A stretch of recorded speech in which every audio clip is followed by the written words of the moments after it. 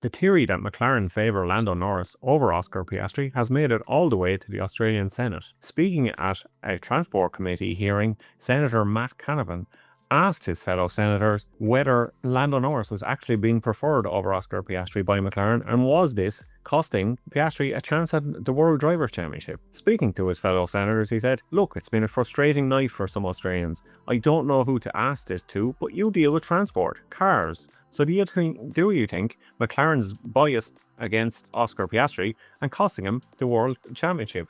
To which Transport Secretary Jim Betts said, "You're asking me for an opinion here." And then he didn't give his opinion. Regional Affairs Minister Anthony Chisholm, he did give his opinion, and he was not very impressed. "I definitely think he's caught some raw decisions this year. As someone with a daughter who's become obsessed with F1, she'll be very upset when she gets up this morning." Many Piastri fans in Australia were upset with the decision not to pit early in Qatar, as were a lot of McLaren fans, and that leaves the title race wide open heading into the final race in Abu Dhabi.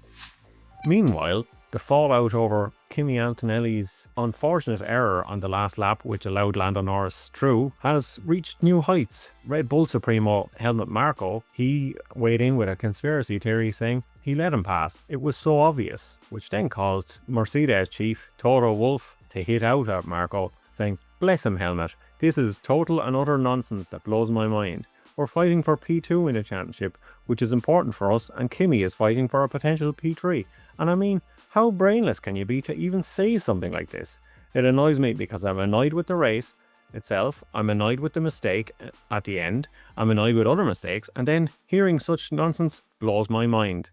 Then, of course, Helmut Marko being Helmut Marko, he doubled down on those comments, speaking to Motorsport magazine, saying, "If you drive onto the side twice like that, you can mention that. It happened twice, but I don't think the underbody was damaged." And then in response to Wolff's comments, he said, "I'm happy to answer that. You should take a look at it. It didn't just happen once."